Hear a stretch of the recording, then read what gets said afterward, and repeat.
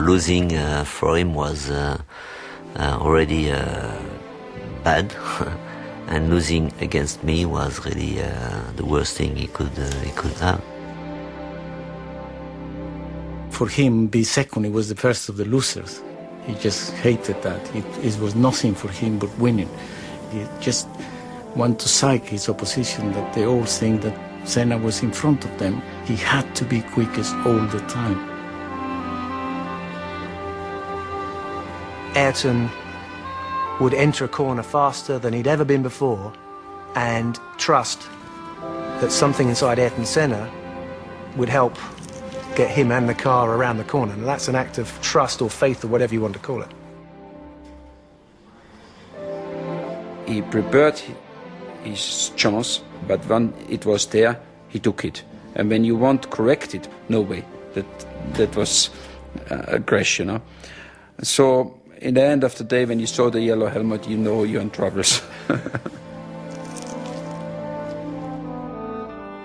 I always thought that he was just too intense about winning, and he actually believed that he had a God-given right to win.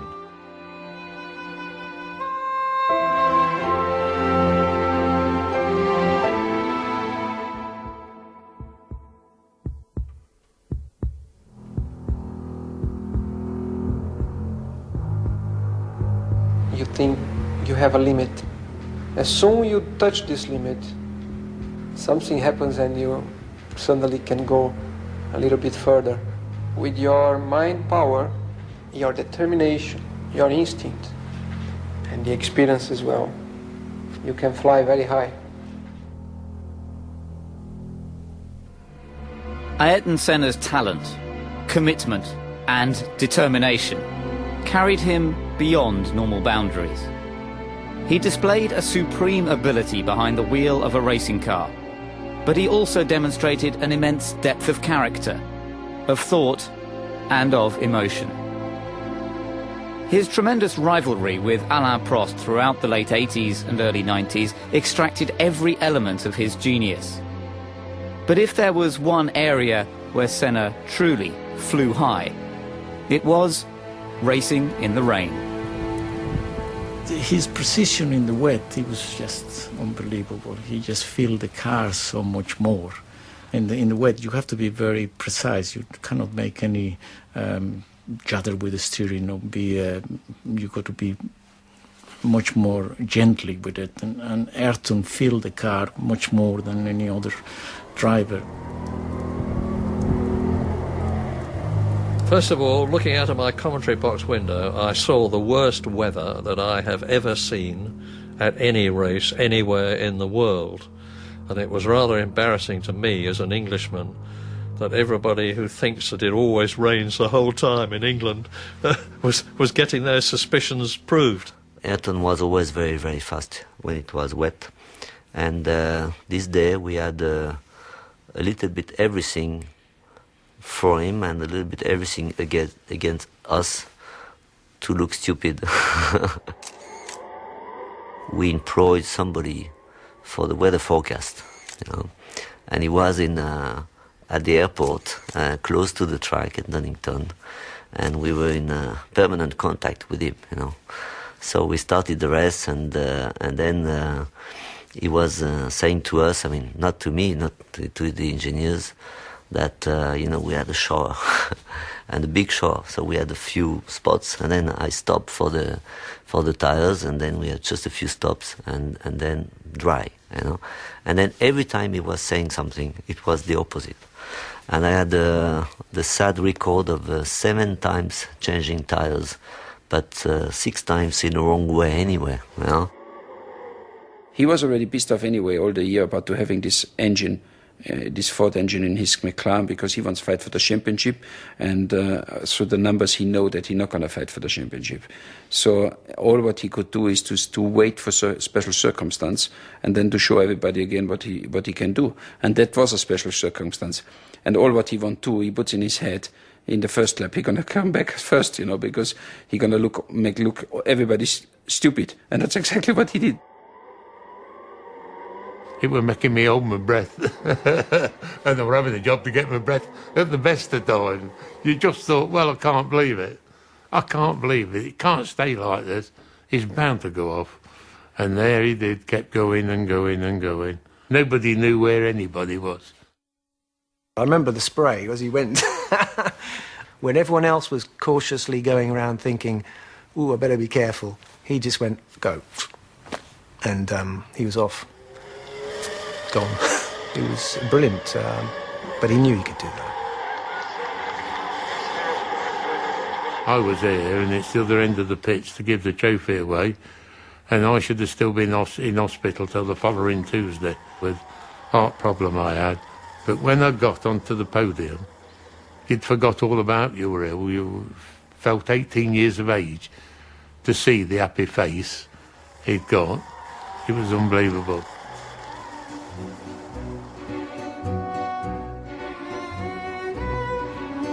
His roots were firmly grounded in the sprawling steel-making city of São Paulo, the industrial heartland of Brazil. Here, amid the energy and bustle of South American commerce, Ayrton developed his talents on the kart track at Interlagos and began a collection of trophies that would become greatly cherished by his close-knit family. O Ayrton sempre foi uma pessoa extremamente determinada. Ele sabia exatamente o que ele queria e ele ia atrás daquilo até conseguir. Ele era extremamente persistente. Quando ele era pequeno, a gente chamava ele de teimoso, porque ele ia assim até o fim, aonde ele queria chegar. De criança eu lembro muito a época que ele corria, que ele treinava de kart, da época que ele inclusive foi viajar para fora, e nas vezes que ele fez para fora para correr em campeonatos de kart, eram viagens rápidas, mas que sempre tinha uma expectativa muito grande de que resultado que ele ia obter, e sempre teve, cada ano ele tinha resultados muito positivos. Então as minhas recordações são muito ligadas a isso, porque a vida dele era muito, muito ligada ao automobilismo. Desde que eu nasci, desde que eu me lembro, ele já andava de kart quando eu nasci. Before long, kart racers in Brazil and all around the world became all too aware of the driver in the yellow helmet. O Ayrton, eu conheci ele quando ele era um garoto de kart, ele era piloto de kart. Mas na época eu já pintava para o Emerson Fittipaldi, que era bicampeão mundial de Fórmula 1, para o Nelson Piquet, que já estava na Fórmula 1, então ele queria criar a sua identidade também. Então eu resolvi, pensando em colocar uma cor quente no capacete, como a Ferrari, que é vermelha, pintei ele de amarelo, certo? Com duas faixas saindo em verde e azul, saindo como se fossem os olhos dele, porque dá movimento e dá agressividade também. Então assim foi feito e foi composto as cores do país, em verde, amarelo, azul e branco. Quando Ayrton retornou, ele quis adotar essa pintura, que ficou para sempre a pintura dele. Foi isso aí. I know him since long time ago, because we did 2 World Karting Championship together in Le Mans and Estoril, 78 and 79. So this goes back to the very, very old days. And he was very, very committed. He had this, this star, these eyes. He was exceptionally committed, I think, more than anybody else.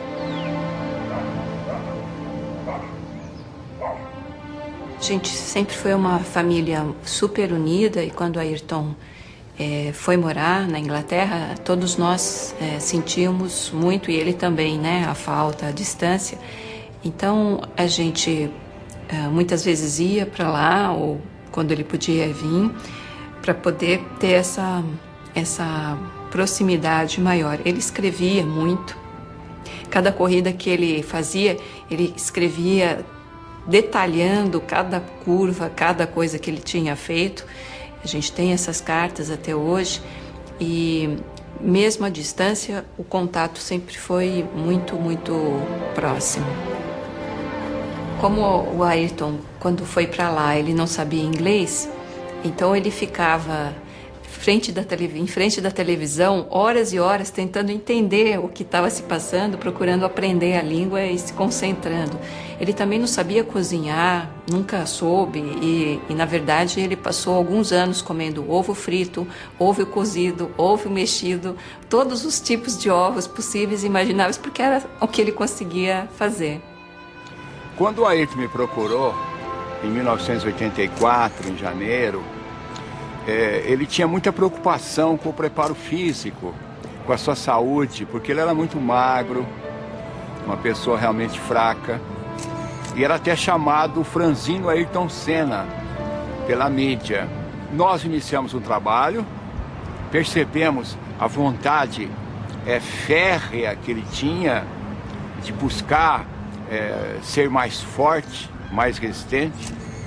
Era uma pessoa que tinha uma força interior muito grande, porque ele não media esforços. Se alguém perguntar qual a diferença do Ayrton, é esse fazer. Porque saber de cabeça é não saber nada. E eu falava muito para ele isso. Ayrton, o sábio não é o que sabe, o sábio é o que faz aquilo que sabe.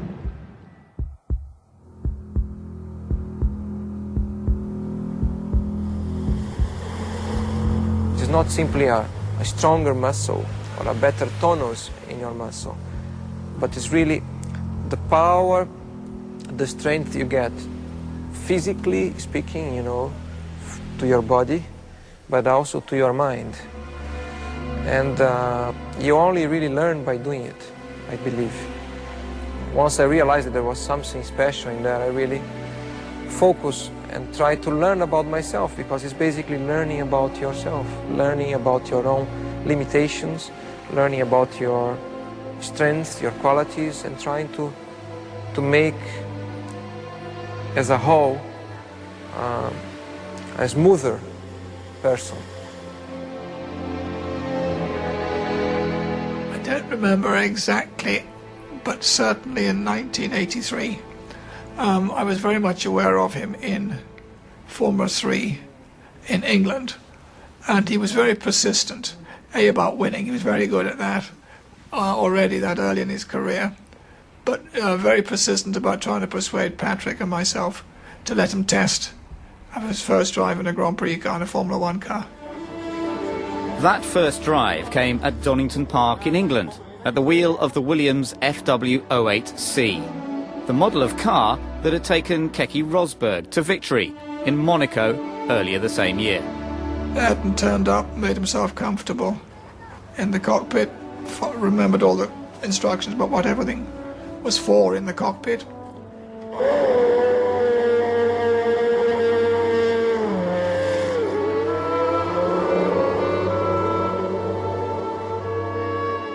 At the time, he was only halfway through his first season of Formula 3, but he was totally undaunted by the Grand Prix car with triple the power of his usual mount. I set off, did what we call an out and a straight back in lap to check over the car mechanically. And then over the next 21 laps, I think it was, he just went off a second quicker than the car had ever been around there. And then said, I think that's all right, I've got enough in my head, got out of the car and went home. So we were quite astonished. In that particular day, it was obvious that his brain was in total control of everything else, was just ahead of the game, clearly belonged in a Grand Prix car. He was born for that, if you like. We weren't ready to put him in the team in '84, partly for contractual obligations to other drivers. And then he went off to Lotus and then to McLaren.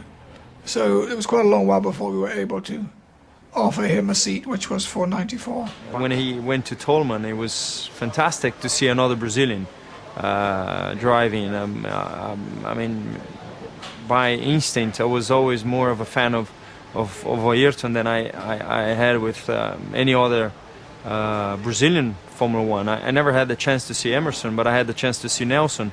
With Ayrton, it was different. I felt like you know, he was driving tremendously and he was going to be a champ.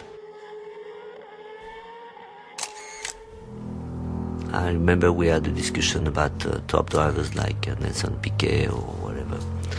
And I said to Ron and even all the people, take the best young guy coming, you know, to get a very strong team is Ayrton. They all said to me, why you want to have Ayrton, you know?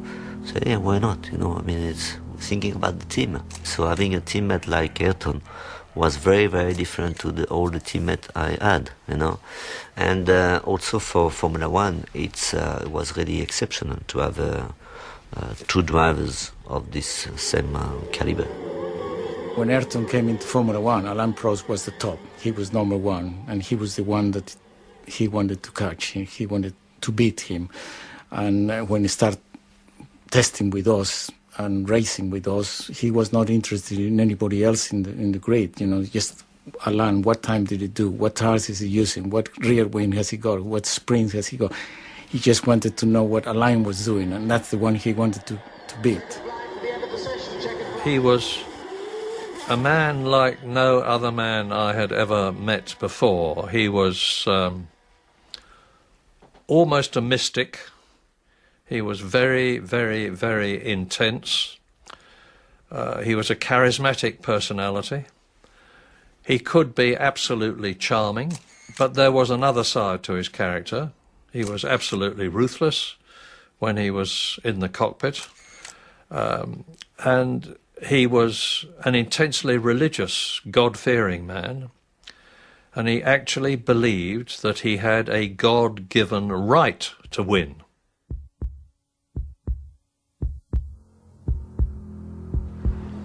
The main thing is to be yourself and not allow people to disturb you, to be different because they want you to be different. You gotta be yourself. Many times it's through a mistake, due to your own personality or your own character or interference that you get on the way, that you learn. And the main thing is to make sure you learn through your mistakes and get better.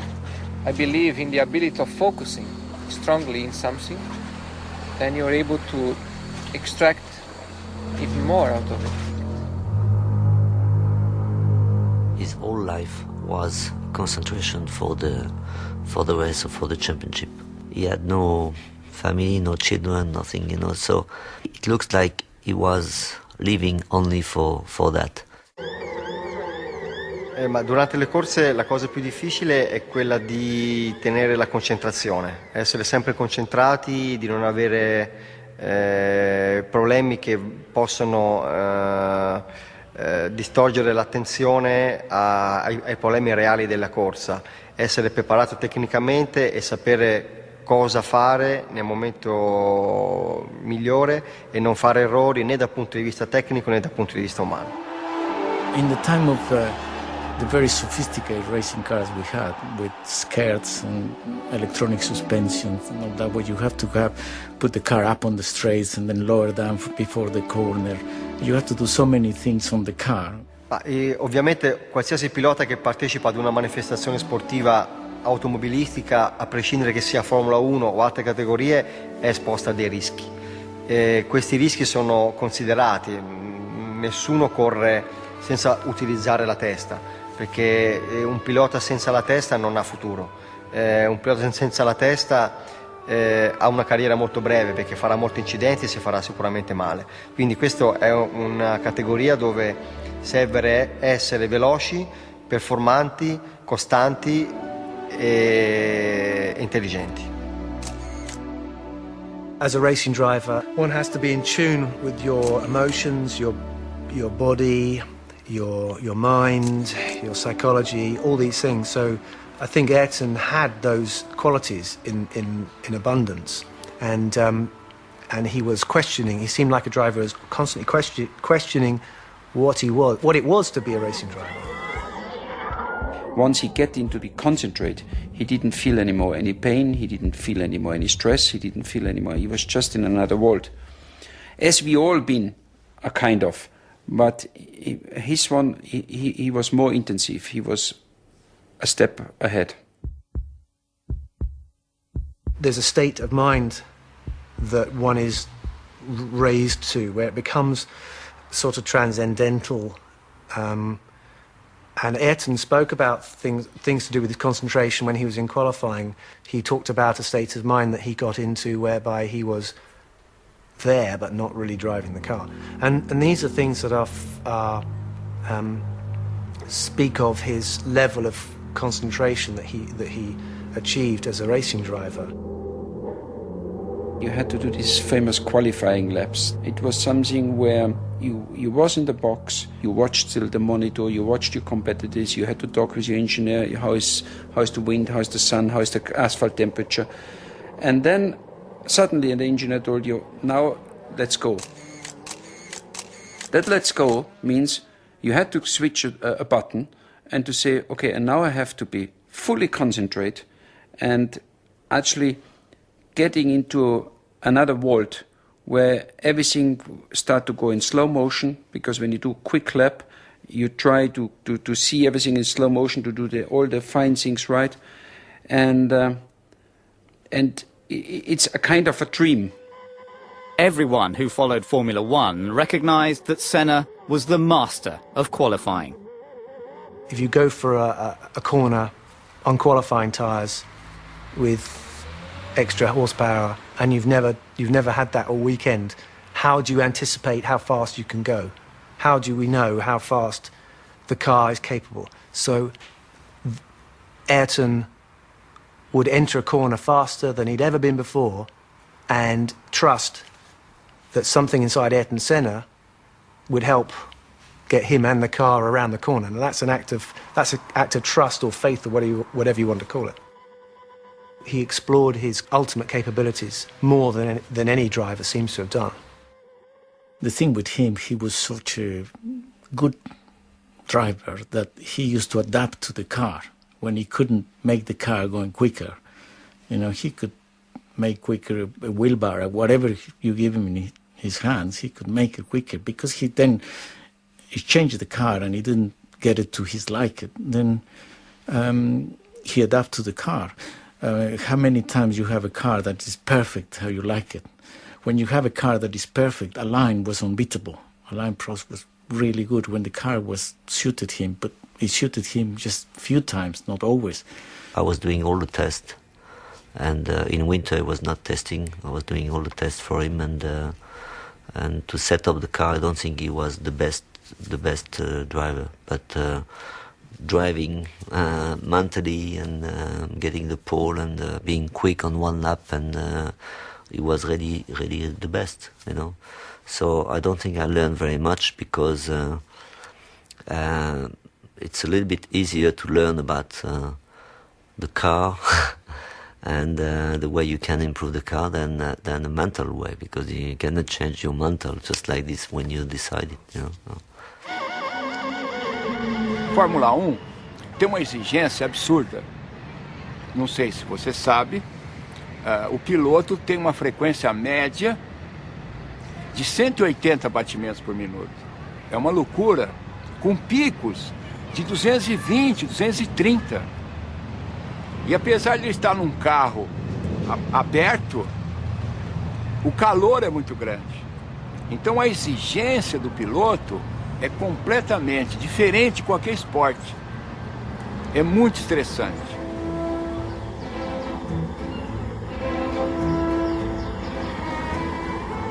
Havia sofrimento, claro. Trabalhávamos a 1h da tarde, que é horário de verão, para pegar o maior calor. Porque para o Ayrton interessava, lá na Fórmula 1, quando a competição era extremamente desgastante. Quanto pior, melhor. Por quê? Porque ele estava muito mais preparado do que as outras pessoas, do que os outros pilotos, que na época não se dedicavam ao trabalho com o corpo, com a mente, com as emoções, com o espírito. Por isso, ele se tornou imbatível. Eu lembro quando começamos com a meditação, ele tinha uma dificuldade muito grande de não pensar. Tinha assim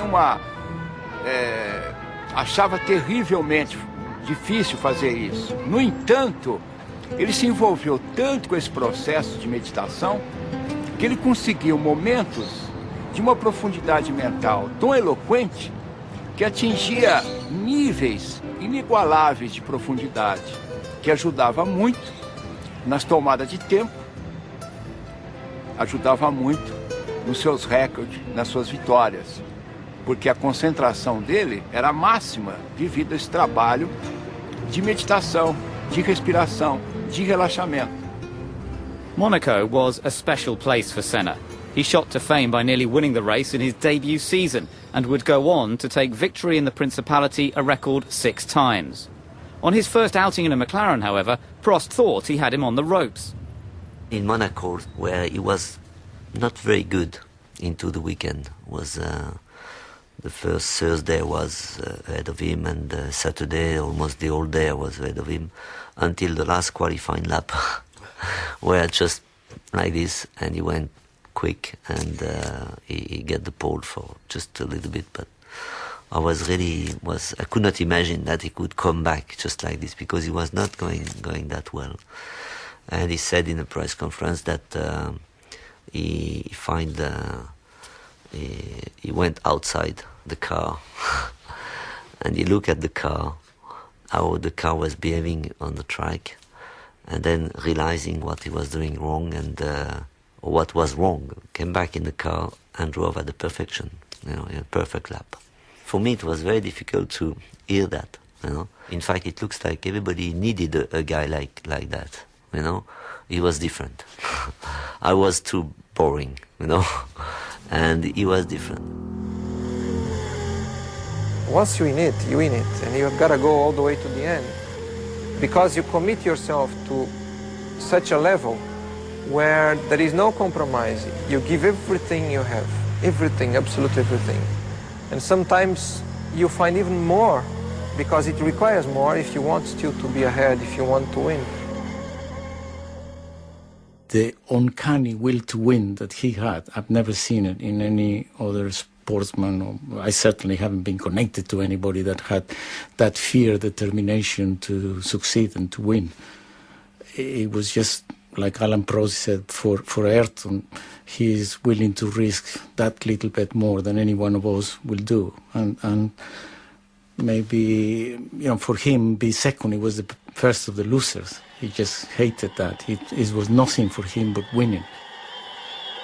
Losing for him was already bad, and losing against me was really the worst thing he could have, and that's why his whole motivation was to beat me. And I can remember we went to the Bercy karting event, and he was there watching on the big screen Alan Prost driving in the kart, and he never took his eyes off that, and he watched Alan Prost driving a go-kart. He knew that to be world champion he had to beat a line, because he was number one at the time. I remember one race, and I think it was the Belgium Grand Prix. Ayrton always used to try so hard in qualifying that after qualifying, before he took his overalls, he sit in the corner of the track and he just get all his adrenaline back. Alain and I were looking at the times, and Alain said, I just can't believe how he could be so quick. Where is he beating me? Anywhere else, but here, I always quick here. How he can be? And then as I look at Ayrton was sitting up and he looked at me and he winked an eye, and I thought that he just felt so satisfied I have beat Alain, and he had recognized that I'm quicker than him, and it was so, for him, that was kind of a stage in his career, and he thought, well, I can now begin to think of being world champion. When Ayrton came along in his footsteps, his approach was in many ways similar. It was cerebral. That means he used his head at all times, but he did so with more dash and determination than you ever saw in Alain. Alain had plenty of determination. He never exposed it. Ayrton, it was all about drive and courage and let's go for it. We'll just leave the rest to me when he was in the car. Formula One drive, all sportsmen are gigantically competitive. They're there to win. And you've got two very different people in Alain Prost, the professor, who was quiet, very quiet. He always spoke very quietly indeed. very, very smooth, very experienced, up against Senna from South America with a very different temperament. And so it could not have been better from a journalist's point of view or a commentator's point of view. The fact that we were fighting so hard together, we were putting the level of, the performance of the car and the team at a very high level. And if you're talking about the briefings, we were spending 3, 4, 5 hours into the briefing. It was for 2 reasons. First reason is to improve the car and the team. And the second reason is to be sure that we could not forget something that could suit us or suit me, for example, better than Ayrton, or Ayrton would think of something suit me better than Alain. At the end, it could also become a psychology.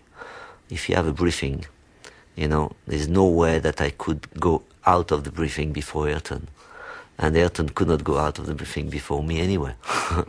So we're going out together. I waited for 4.5 hours outside the motorhome while they were having this minute discussion about this and that. And then the door opened and Alain Prost came out. And he came down the steps and I said, "Alain, in God's name, what do you talk about in there for 4.5 hours?" And he said, "Oh, Murray," he said, "this and that, but I do not like to be the first to leave." The intense nature of the battle between the two McLaren teammates led to a deterioration in their personal relationship. Other teams and drivers were simply not at the same level, so Senna and Prost focused on one another, both in and out of the car. But that was part of the fight we had anyway. Everything was tough. On the track, outside the track, setting up the car, all kind of things was really just at the limit all the time. We also knew that if we were quick and fast and a winning car, that was also because of us, because of the drivers, because we were dominating, Formula One. It's not pretentious to say that.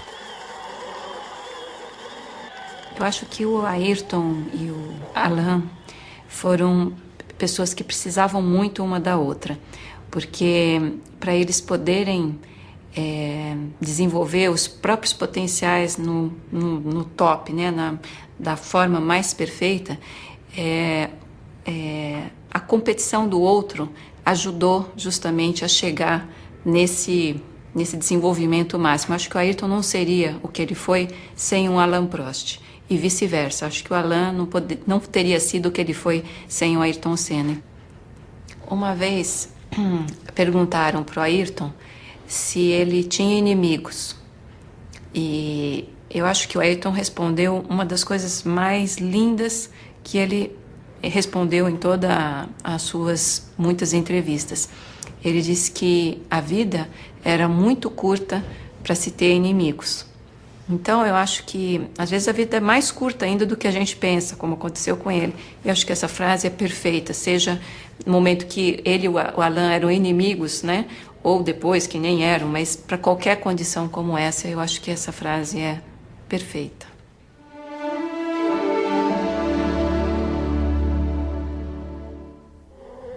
When you are under a lot of pressure, in a critical moment, in a championship or in a particular race, it's the one that can put together the combination between aggressivity and calculating things that will get the best result. And you need more than anything a very clear mind to understand exactly when is the moment to be aggressive, when is the moment to be calculating. To win a championship, you need the combination of those elements in the right doses at given moments. The lifestyle enjoyed by Ayrton was that of the rich and famous. Beautiful houses, lots of toys, and opportunities to relax. But his love of Brazil and for its people was reflected in the way they felt about him. He was idolized by the ordinary men and women in the street, and he's still idolized today. Máximo, pessoa extraordinária, maravilhosa, foi embora muito cedo.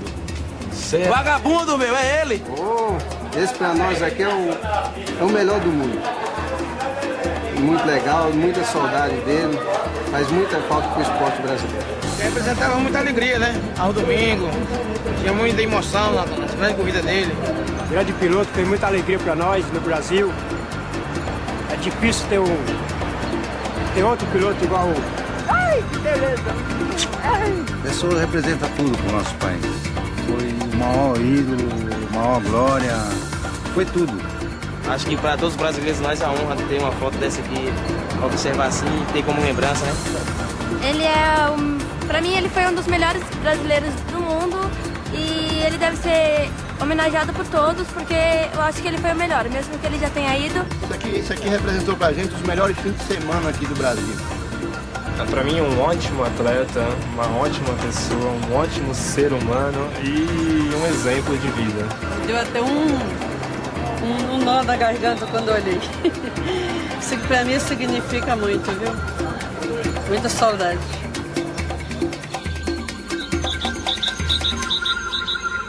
Despite the access that Ayrton had to his own slice of paradise, he was always aware that there were many Brazilians who battled not for world championships, but simply to put food on the table and keep a roof overhead. And it mattered to him more than many people knew. Ich glaube, das war das zweite Jahr, war ich in Brasilien mit ihm dann gefahren und wir sind fast durch mit diesen Favelas, man sieht Favelas, da sieht man diese Armut, oder, auf der anderen Seite und du arbeitest mit jemandem, der mit seinem eigenen Flugzeug und der alles hat und so weiter. Sag ich, wie ist das? Hast du kein Problem? Wie geht es dir, wenn du dieses siehst, oder? Da habe ich gemerkt, jetzt sind wir auf einem anderen Punkt dieser Unterhaltung, oder? Und er hat gesagt, Josef, mich stört das total, diese Korruption, diese Schwierigkeiten, diese Leute. Ich habe wirklich eine Wut oder eine Trauer, wenn ich sehe, wie diese Leute leiden, oder? Aber ich bin noch nicht stark genug, ich bin noch nicht mächtig genug, dass ich was ändern kann, oder? Und da hat sich gezeigt, in welche Richtung dieser Mann eigentlich gehen will, oder? Dieses Rennfahren, dieses schnell zu fahren, dieses an das Limit zu gehen, ist einfach nur eine Brücke oder ein Wagen, ein Fahrzeug gewesen, um in diese Richtung, wo er hinkommen wollte, ist. Das ist auch ein Prozess von ihm selber gewesen, wahrscheinlich, oder? I think the best remembrance I had was when I stayed with him that weekend in his house, in his farm, and we had a storm, and the lights and the telephone went out of order. And I needed to phone my wife, who was in Scotland. So we went out, and we found a telephone box. So I phoned my wife, and he went outside. It was dark, and he was standing under a light, a street lamp, and some kids had seen him and recognized him, and by then he had 20 or 30 children around him, and he was chatting to them and signing the autographs for them. And when I came out of the telephone box, that's one of the sweetest memories I have of him, standing with the light playing on his head and shoulders and surrounded by the kids and being so nice to them.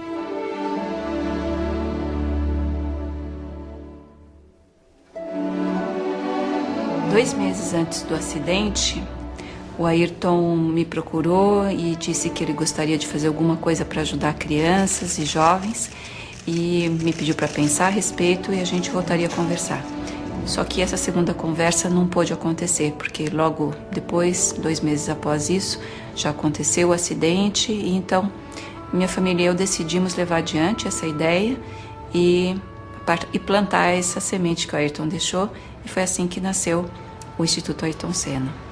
Dividir, compartilhar uma coisa que ele teve a chance de ter, mas que a maioria das crianças brasileiras não teve, que se chama oportunidade de ter educação, de ter saúde, de ter futuro e esperança.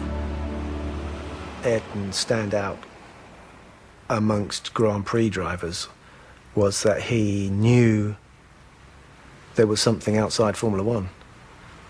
And I think he made that his mission in Formula One to build himself a platform so that he could express how he felt about things to do with humanity, things to do with people. And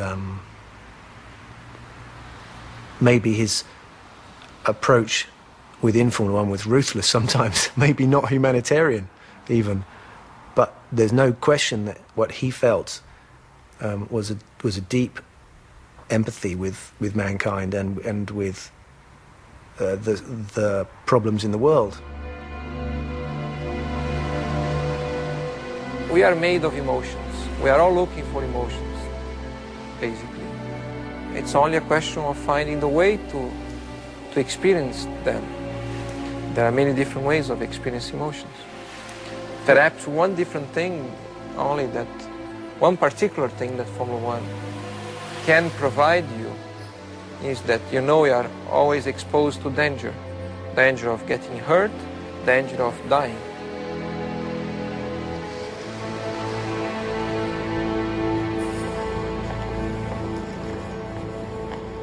Travel was a major factor in Senna's life.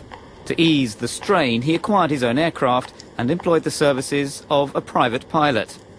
Over a period of 4.5 years, Owen Omani got to know his employer extremely well. Very often we used to go backwards and forwards to Brazil, and we'd leave São Paulo at 10:30 at night, and Ayrton would lay out the bed at the back of the aircraft, go to sleep in his pyjamas, and we'd shut the door. And then first thing, 7 o'clock in the morning, I used to come back to the cabin, wake Ayrton up, and we'd be landing in England at 7:30, 8 o'clock in the morning. He'd be as fresh as a daisy, and of course we were totally shattered. My compliment to him is to say that he was big enough to be little, if you understand what I'm saying. In April 1994, Owen flew Senna to the Imola circuit for the San Marino Grand Prix. A Imola Ayrton si è sempre trovato in maniera particolare, come sul circuito di casa. Da allora, dopo l'84, Ayrton Senna ha conquistato 8 pole position in 10 anni. Ha cominciato con le Lotus e poi con la serie incredibile con McLaren, per finire con Williams, e anche l'ultimo anno in cui lui corse a Imola era chiaramente in pole position.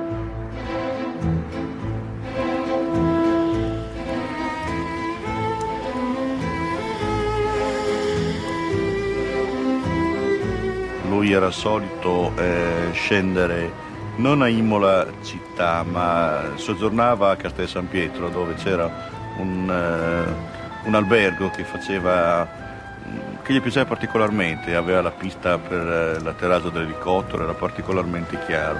Era l'Hotel Castello dove lui e la sua squadra risiedevano. Era una persona comunque molto, molto semplice, dolce e soprattutto riservato. Infatti chiedeva spesso di mangiare qui da noi nel ristorante, però voleva magari l'ultimo tavolo, quello più nascosto, più diciamo lontano dalle persone. The whole weekend was terrible. I mean, when first of all the accident of Ruben Barrichello. Then the day after, Roland Ratzenberg, and Ayrton only met him the day before, because it was his first Grand Prix, and he was very upset about it. The team manager for Ratzenberger arrived, so I had to tell the team manager what had happened, and Senna was standing alongside me when I did that, and the team manager went away, and then Ayrton got very, very upset and cried a bit. And that's when I said to him, you know, Ayrton, you've been 3 times world champion, you're the fastest man in the world, and you like fishing. So I said, why don't you quit? And I'll quit, and we just go fishing.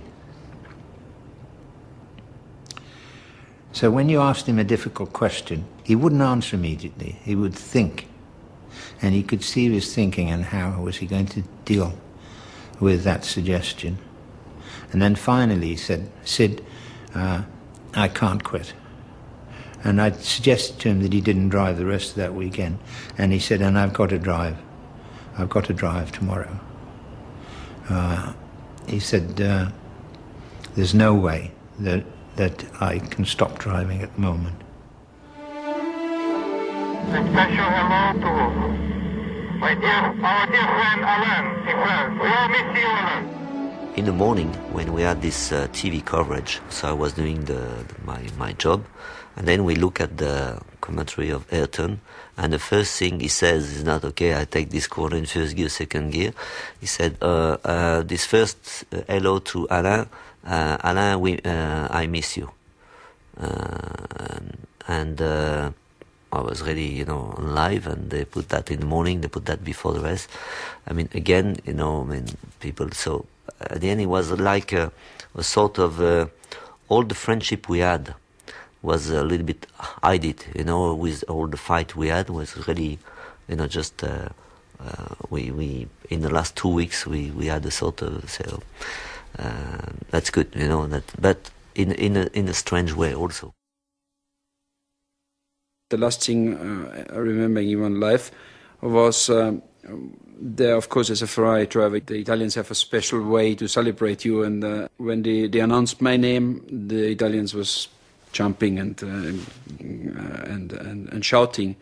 And I was just in front of his car, and he was in the car, and he looked to me, and he was laughing and things. So you really could see we was friends. It was an honest laugh. He was even happy if something went well for me. And that actually is the last time I really looked to his eyes, and we just been we seen each other. There have been many heavy accidents before.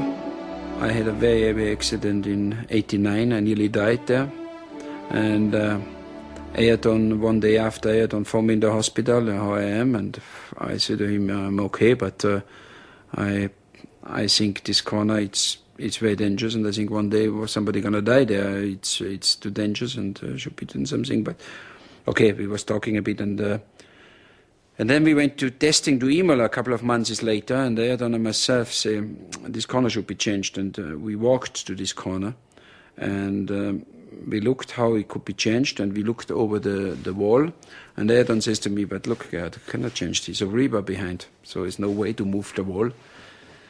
And we look both and say, yeah, unfortunately there's a river behind, we cannot move the wall, so that's how it is, and we walked back again. And it was exactly the point where he died.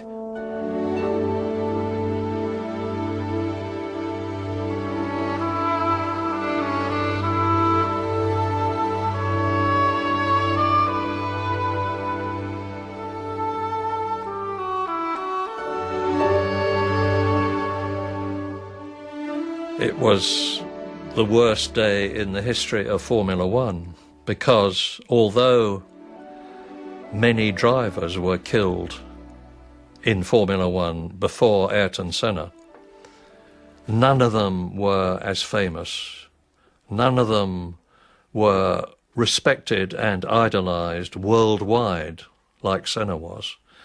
And the impact of Senna's death on Formula One in particular, motor racing in general, and the world at large, was like had never happened before, has never happened since, and I pray that it never does happen again.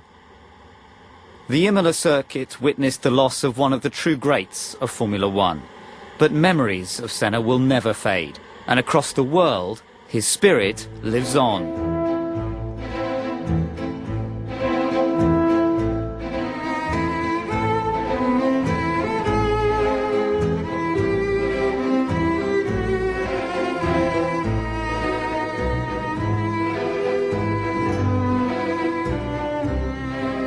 A ideia que eu tenho é que ele está muito próximo. Eu não sei como explicar.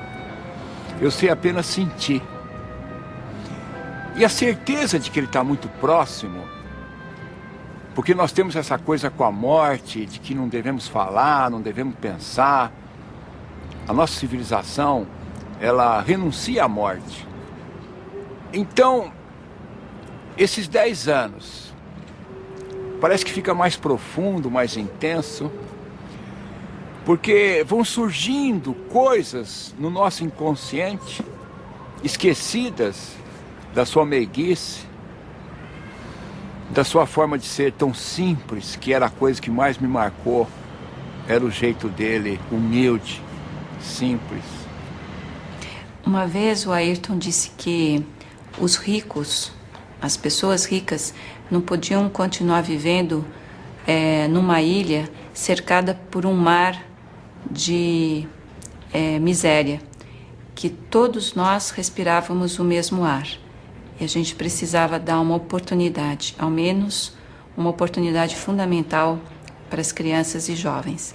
Então essa é uma visão que o Ayrton tinha, que eu tenho e nasceu da minha família, como uma educação de valores que respeita a pessoa do outro e pensa que é importante que todos nós possamos ter oportunidades, dar certo, respeitar as pessoas e ser responsáveis, ser corresponsáveis pelo próprio país.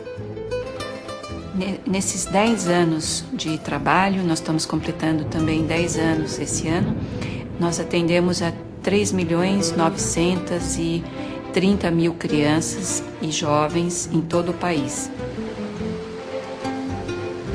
If I did the things I did, it's because I had, first of all, a good opportunity in life to grow properly, to live well, live healthy, learn a lot, and I was led at the key moments to the right direction, I believe.